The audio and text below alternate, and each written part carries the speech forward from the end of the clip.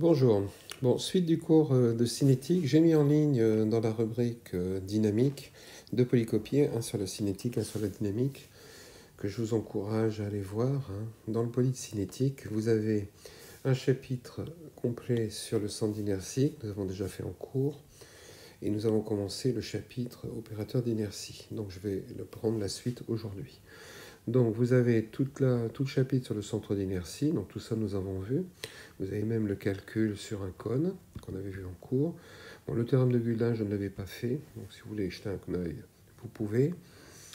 Vous avez un petit exemple aussi sur un demi-cercle. Et vous avez ensuite le chapitre sur l'opérateur d'inertie. Donc vous avez toute la démonstration que j'avais entamée en cours, qui définit l'opérateur d'inertie, qui est ici.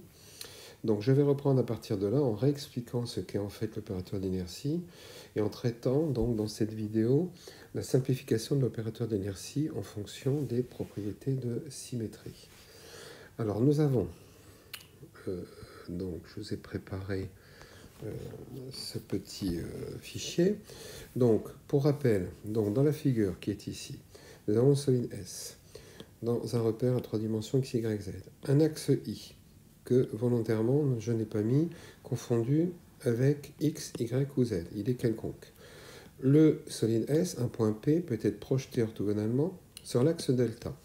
La définition d'un moment d'inertie, la suivante, le moment d'inertie du solide par rapport à l'axe, c'est la somme des distances au carré, orthogonales, projetées, fois la masse. Donc je l'ai remis ici dans un autre sens, plus classique. Le moment d'inertie du solide par rapport à delta, c'est la somme des hp carré dm.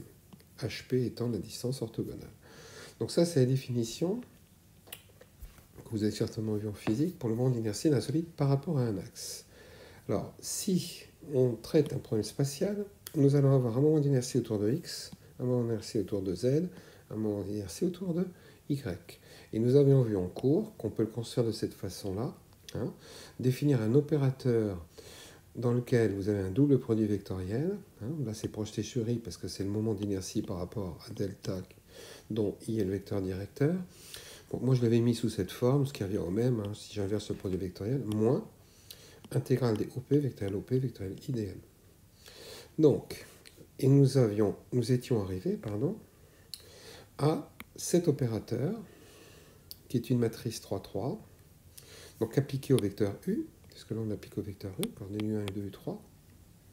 Et vous avez ici, donc, 9 termes dans la matrice, que l'on appelle classiquement, donc A, B, C, moins D, moins E, moins F. Alors, les termes diagonaux. On constate qu'en fait, ce sont des sommes de distance au carré. Donc A est donc le moment d'inertie par rapport à l'axe OX, et c'est pour ça qu'on a l'intégrale de y carré plus z carré dm, puisque c'est la distance au carré à l'axe OX. Alors regardons la figure.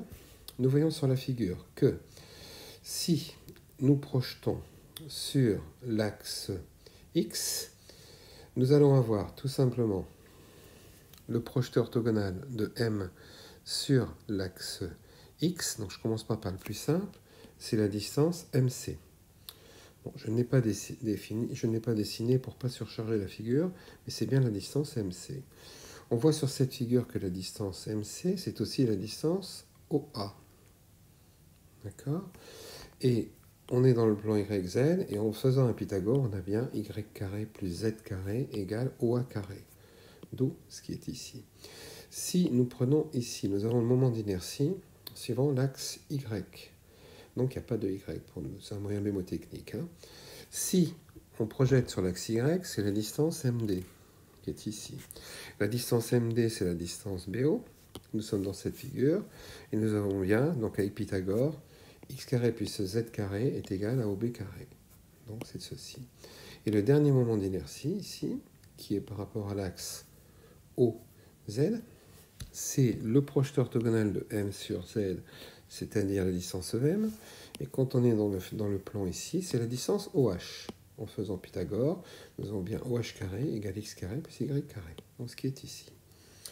Donc conclusion, les trois termes diagonaux, qu'on appelle A, B, C, sont les moments d'inertie par rapport respectivement aux axes x, y, z. Donc moyen mémotechnique, c'est des sommes de carrés. Il n'y a pas de x, il n'y a pas d'y, il n'y a pas de z. Les termes non diagonaux, nous avons nommé des EF, sont en fait ce qu'on appelle des produits d'inertie. Donc les produits d'inertie, donc on avait vu en cours, donc vous faites la même astuce, il n'y a pas de x, il n'y a pas d'y, il n'y a pas de z. Il n'y a pas de x, il n'y a pas d'y, il n'y a pas de z. D'accord? Donc, pour revoir à quoi ça correspond exactement, ce qu'on avait vu en cours, vous l'avez dans le poly. Donc dans le poly, tout est défini ici. Vous avez là, sur le chapitre 2.3.2, l'explication de ce que je viens de dire. Et on vous explique à quoi ça correspond physiquement. Donc ça, tout ça a été vu en cours. Donc je reprends à partir de là. Donc, ayant défini ceci, nous allons voir, alors très important aujourd'hui, donc un opérateur d'inertie, donc les termes ABC, moins D, moins E, moins F. Bon, il est judicieux de rajouter par exemple ici où, en quel point cela se situe. Donc, moi je dirais AO, BO, CO, DO, EO, FO, puisque on peut l'exprimer en un autre point que O. Donc si c'est G, il y aura des indices G. Donc on verra ça tout à l'heure, plus tard.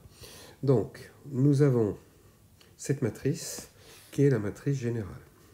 Maintenant, si nous avons un plan de symétrie, donc on va traiter tous les cas qui sont très très importants pour vous, à savoir comment simplifier la matrice par rapport aux propriétés de symétrie. Je prends en premier cas un plan de symétrie, donc je le noterai comme ça, PS, plan de symétrie, donc X, O, Y. Donc imaginez donc un solide qui serait symétrique par rapport au plan X, O, Y. Quelle incidence ça va avoir dans cette matrice? Alors, en fait, il faut revenir au niveau ici. Donc, ce qui va se passer, c'est que quand on prend un point M d'altitude plus Z, il existe son symétrique d'altitude moins Z. Donc, au niveau des termes diagonaux, il ne se passera rien, parce que Z moins Z, c'est un carré, rien ne va s'annuler. Par contre, sur les produits d'inertie, les produits d'inertie qui contiennent du Z, il y en a deux, c'est ces deux-là, vont être nuls. Alors, pour quelle raison? Si, par exemple, je prends l'intégrale des xz dm, pour tous les points P du solide, on peut l'écrire comme ça. C'est l'intégrale des xz dm pour les z positifs, plus l'intégrale des xz dm pour les z négatifs.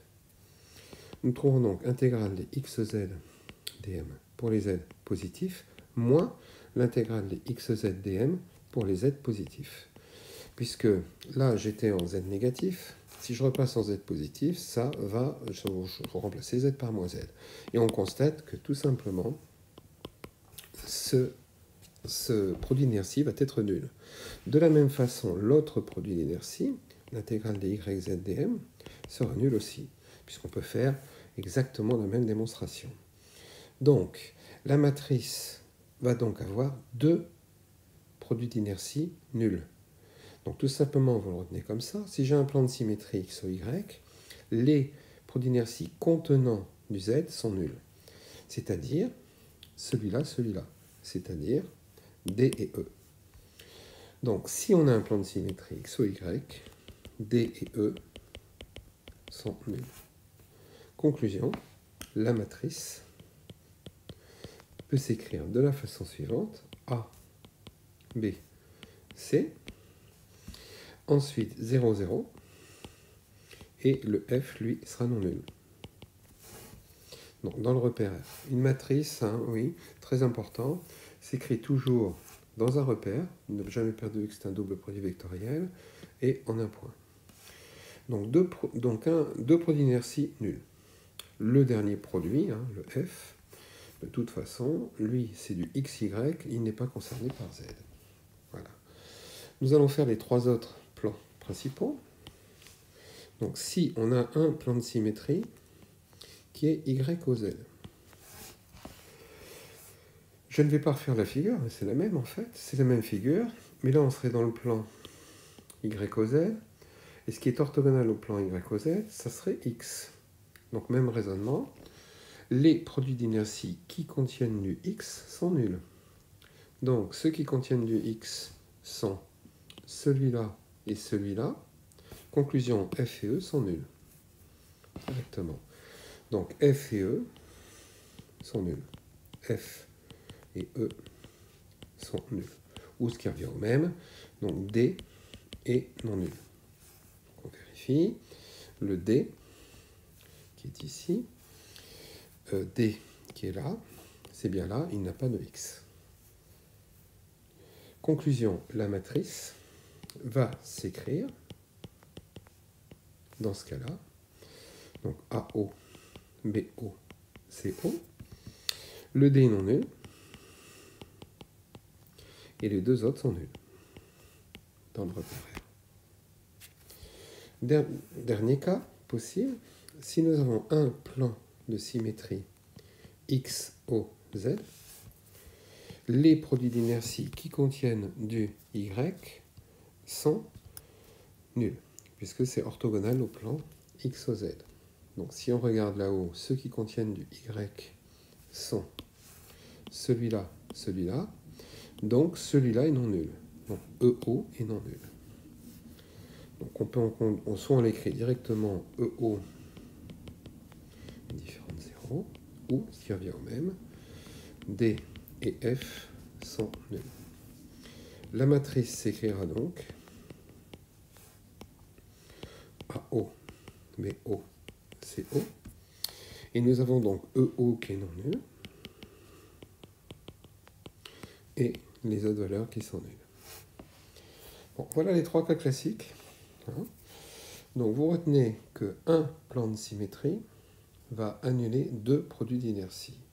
Donc il suffit de prendre la coordonnée orthogonale au plan et les produits qui contiennent cette coordonnée sont nuls. Pas de souci. À la suite, nous allons maintenant traiter le cas où il y a deux plans de symétrie. Donc deux plans de symétrie.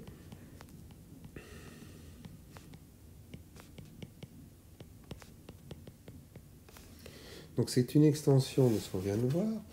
Donc si pour un plan de symétrie, nous avons deux produits d'inertie nuls, nous avons un autre plan de symétrie. Alors, par exemple, bon, je vais préparer ces petites figures, nous allons prendre ça.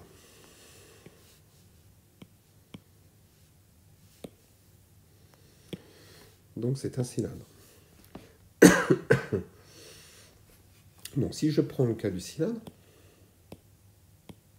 voilà, nous avons bien deux plans de symétrie. Alors, il y a aussi, c'est aussi une forme de révolution, ça sera le cas d'après. Mais bon, donc, deux plans de symétrie. Donc là, quels sont les plans de symétrie? C'est Y au Z. Donc, je vais l'écrire. Donc, plan de symétrie Y au Z. Et un deuxième plan de symétrie qui sera X au Z. Nous avons deux plans de symétrie. Donc, quand nous avons Y au Z qui est nul, nous avons deux produits d'inertie qui sont nuls. C'est des produits d'inertie qui contiennent donc du X. Donc nous l'avons encore ici. Donc c'est F et E qui sont nuls. Donc là on a F et E qui sont nuls. Quand nous avons X au Z, ce sont les produits d'inertie qui contiennent du Y. Donc c'est DF. Donc X au Z, c'est DF. Conclusion, tous les produits d'inertie sont nuls. Donc les trois produits d'inertie sont nuls. Donc ce qui est normal. Donc la matrice, dans ce cas-là, peut s'écrire AO, BO, CO. Et les termes non diagonaux sont nuls. Donc la matrice est diagonale. D'accord? Alors on peut, petite astuce, l'écrire comme ceci. C'est le repère là. Et au lieu de mettre 6 zéros, on met deux gros zéros comme ça pour dire que la matrice est diagonale. Les termes donc non diagonaux sont nuls. Donc deux plans de symétrie, tous les produits d'inertie sont nuls. Ok? Alors les deux plans de symétrie, donc là j'ai pris le plan y au z et x au z vont définir en fait un axe de symétrie. Donc là, ça veut dire que l'axe OZ est axe de symétrie. Mais cet axe de symétrie peut être un axe de révolution. Alors, là, c'est le cas suivant. Donc si c'est un axe de révolution, donc exemple du cylindre, hein, donc là, je vais prendre l'axe OZ. L'axe de révolution et axe de symétrie, il y a deux plans de symétrie. Donc la matrice est diagonale. Donc D, E, F égale 0. Mais nous allons avoir en plus, si nous avons une révolution, intégrer les z ne changera pas grand-chose puisque c'est sur l'axe. Par contre, intégrer les x carrés, intégrer les y carrés, c'est la même chose. Donc intégrer les x carrés, intégrer les y carrés, c'est la même chose puisque nous sommes sur une forme de révolution. Bon, au niveau des calculs, nous le verrons dans le cylindre. X, c'est du r cos θ, donc ce qui fait intégrale de r carré cos carré. Y, c'est du r sinus θ, donc ce qui fera du intégrale de r carré sinus carré. Et comme on intègre sur une période, ces deux intégrales vont être identiques. Donc, conclusion, dans la matrice, toujours la définition, l'intégrale de x carré, l'intégrale de y carré est identique, donc ces deux termes sont égaux. Celui-là est différent. Donc, la matrice, dans ce cas-là, si c'est une révolution d'axe au z, nous allons avoir AO égale BO. Donc, la matrice peut s'écrire AO, AO, CO et 6, 0. Bon, je l'ai écrit AO, AO, CO, j'aurais pu l'écrire BO, BO, CO, puisque AO égale BO. Si c'est une révolution, donc si c'est un axe de révolution au Y, même raisonnement, les termes diagonaux sont nuls, puisqu'il y a deux plans de symétrie, et là, si nous sommes suivant Y, c'est l'intégrale des x carré des z carré qui sera identique. Donc, conclusion, quand on a un axe de révolution Y, la matrice va s'écrire AO, BO, AO. Donc, l'intégrale des y carré, il ne se passera rien. Par contre, intégrale des x carré, intégrale des z carré, c'est identique. Donc, nous aurons ceci. Et si nous avons une révolution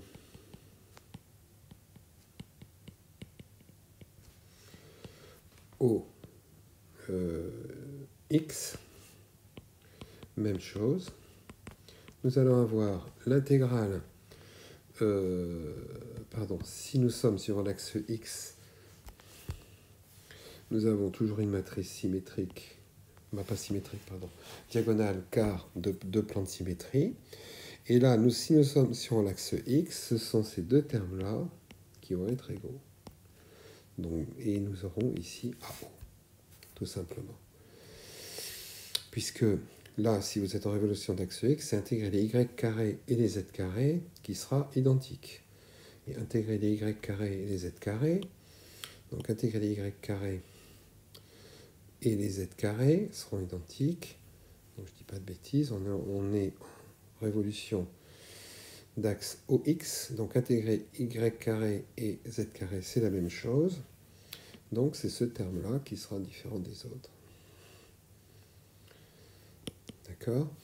Et intégrer les y carré et les z carré, c'est la même chose, ces deux-là sont égaux. Voilà.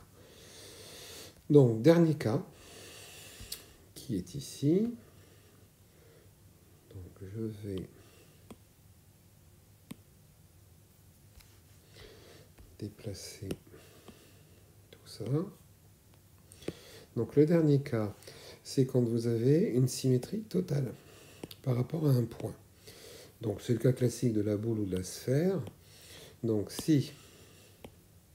dans ce cas-là, je le copie. Voilà. Donc, si nous avons ici une symétrie totale par rapport à un point. Donc, dans ce cas-là, il y a déjà trois plans de symétrie. Vous avez ici tous les plans principaux sont plans de symétrie. D'ailleurs, il y a une infinité de plans de symétrie à partir du moment où ils passent par l'origine. Donc, conclusion. Dans ce cas-là, nous avons déjà tous les produits d'inertie qui sont nuls. Parce qu'il y a au moins deux plans de symétrie. La matrice est donc diagonale. Mais ce n'est pas fini. Non seulement elle est diagonale, mais intégrer les x carrés, intégrer les y carrés, intégrer les z carrés, c'est la même chose. Donc conclusion, les trois termes diagonaux sont identiques. Voilà. Donc, nous verrons dans une autre vidéo les astuces de calcul. Donc ça, très important. Hein. Donc, je rappelle, si nous avons un plan de symétrie, deux produits d'inertie sont nuls. D'accord. Je vous ai traité les trois cas. Si nous avons deux plans de symétrie, la matrice est diagonale. D'accord. Les termes diagonaux sont différents. Si nous avons un axe de révolution, ce qui est le cas du cylindre, hein, nous avons donc une matrice diagonale et deux des termes qui sont égaux, puisque c'est une forme de révolution. Je vous ai traité les trois cas. Et si nous sommes en symétrie totale par rapport à un point, nous allons avoir une matrice diagonale et les trois termes diagonaux vont être égaux. Voilà. Donc ça, travailler ça, ça doit être maîtrisé et on verra ça dans le premier TD de cinétique sur l'éolienne en application. Voilà. Je vous dis au revoir et à bientôt.